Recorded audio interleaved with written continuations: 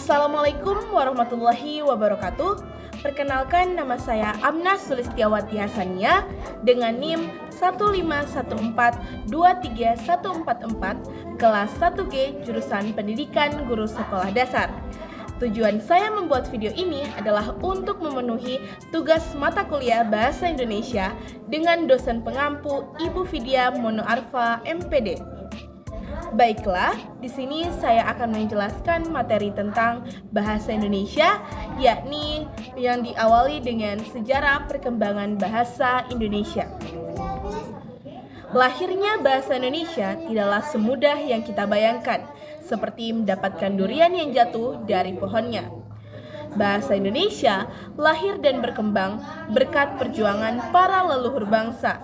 Dengan kata lain, bahasa Indonesia lahir diiringi dengan tetesan keringat, tetesan darah, dan tetesan air mata para pejuang terdahulu sebelum tahun 1928.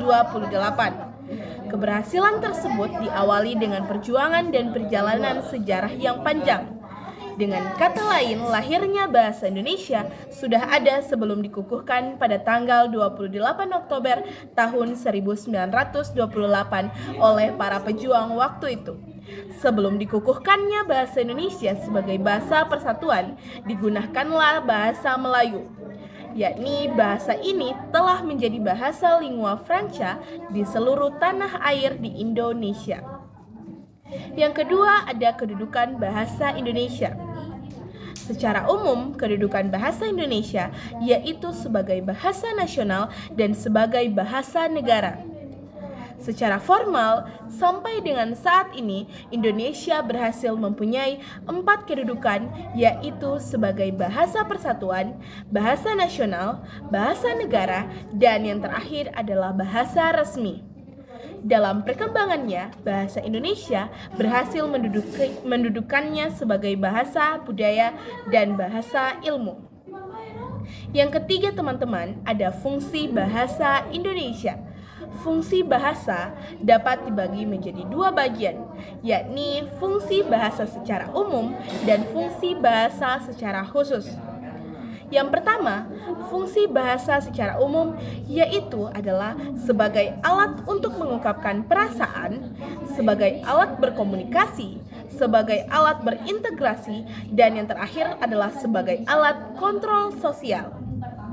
Kemudian, fungsi bahasa secara khusus yakni dengan mengadakan hubungan dalam pergaulan sehari-hari, mewujudkan seni, mempelajari bahasa-bahasa kuno. Keempat, mengeksploitasi ilmu pengetahuan dan teknologi. Setelah itu, teman-teman, di sini juga adalah manfaat mempelajari bahasa Indonesia. Yakni yang pertama adalah menumbuhkan rasa cinta tanah air kita. Yang kedua, melestarikan bahasa Indonesia.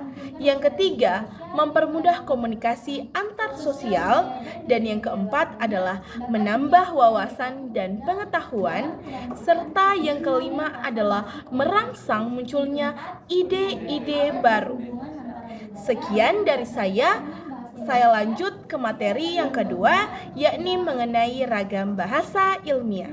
Baik, saya akan melanjutkan materi saya, yakni pengertian ragam bahasa ilmiah, di mana ragam bahasa ilmiah adalah salah satu ragam bahasa Indonesia yang digunakan dalam pertemuan dan penulisan karya ilmiah, di mana ragam bahasa ilmiah ini diperoleh sesuai dengan sifat keilmuannya dan didasari oleh hasil pengamatan, peninjauan penelitian dalam bidang tertentu, dan juga disusun menurut metode atau juga pendekatan rasional dan juga pendekatan empiris, dengan memenuhi sistematika penulisan yang bersantun bahasa dan isinya dapat dipertanggungjawabkan kebenarannya atau keilmiahannya. Bahasa ragam ilmiah merupakan ragam bahasa berdasarkan pengelompokan menurut jenis pemakaiannya dalam bidang kegiatan sesuai dengan sifat keilmuannya. Bahasa Indonesia harus memenuhi syarat diantaranya benar atau sesuai dengan kaidah bahasa Indonesia baku, yakni juga logis, cermat, dan sistematis.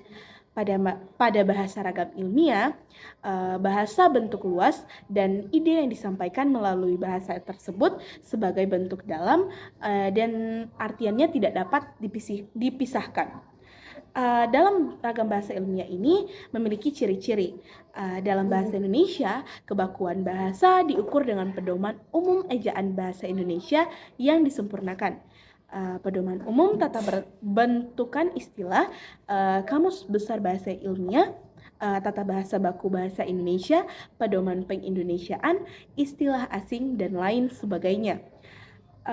Ragam bahasa ilmiah juga mempunyai beberapa ciri-ciri, di antara lain yang pertama adalah ciri baku, yakni struktur bahasa yang digunakan sesuai dengan kaidah bahasa Indonesia baku, baik mengenai struktur kalimat maupun kata, demikian juga pemilihan kata, istilah, dan penulisan yang sesuai dengan kaidah ejaan.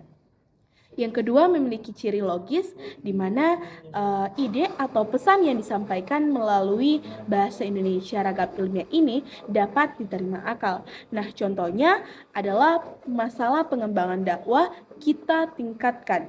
Nah, kalimat ini idenya tidak di atas logis, artinya pilihan kata masalah itu kurang tepat, yang dimana pengembangan dakwah mempunyai masalah kendala. Tidak logis apabila masalahnya kita tingkatkan. Kalimat di atas seharusnya diganti menjadi pengembangan dakwah kita tingkatkan.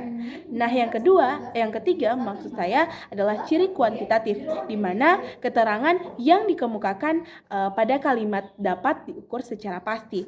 Nah, contohnya yang pertama, dai di Gunung Kidul kebanyakan lulusan perguruan tinggi. Arti kata kebanyakan relatif mungkin bisa 5, 6, atau 10 orang. Jadi dalam tulisan ilmiah tidak benar memiliki kata kebanyakan.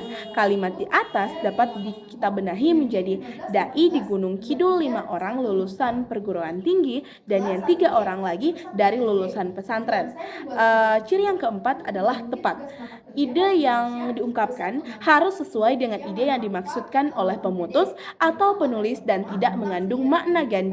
Nah, contohnya teman-teman, ada jamban pesantren yang sudah rusak itu sedang diperbaiki, yakni kalimat tersebut mempunyai makna ganda, yang rusaknya itu mungkin jamban atau mungkin juga pesantren. Nah, yang kelima ada ciri-ciri yakni denotatif yang berlawanan dengan konotatif. Teman-teman, yang artinya kata yang digunakan atau dipilih sesuai dengan arti sesungguhnya dan tidak diperhatikan perasaan karena sifat ilmu yang objektif. Yang keenam ada ciri-ciri runtun.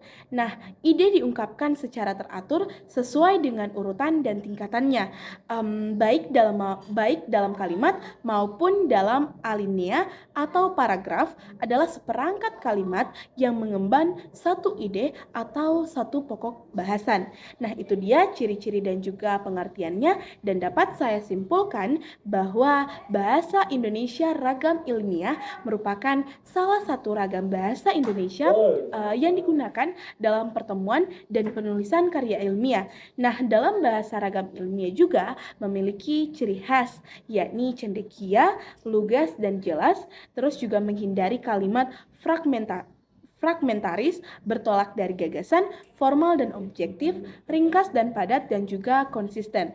Untuk mendapatkan hasil yang optimal, seorang presenter ilmiah harus memperhatikan beberapa hal, yakni pertama, etika ilmiah, ketentuan lembaga atau bisa dibilang universitas, yang ketiga ada kemampuan personal dan kemampuan teknis. Menggunakan bahasa Indonesia ragam ilmiah dalam menulis dan presentasi ilmiah berarti memanfaatkan potensi bahasa Indonesia untuk memaparkan fakta, konsep, prinsip, teori, atau gabungan dari keempat hal tersebut, serta hasil penelitian semacam seperti itu. Baik, itulah presentasi saya, itulah presentasi materi yang sudah saya bawakan mengenai ragam bahasa ilmiah dan juga sejarah bahasa Indonesia. Sekian dari saya, wabillahi taufiq wal hidayah, wassalamualaikum warahmatullahi wabarakatuh.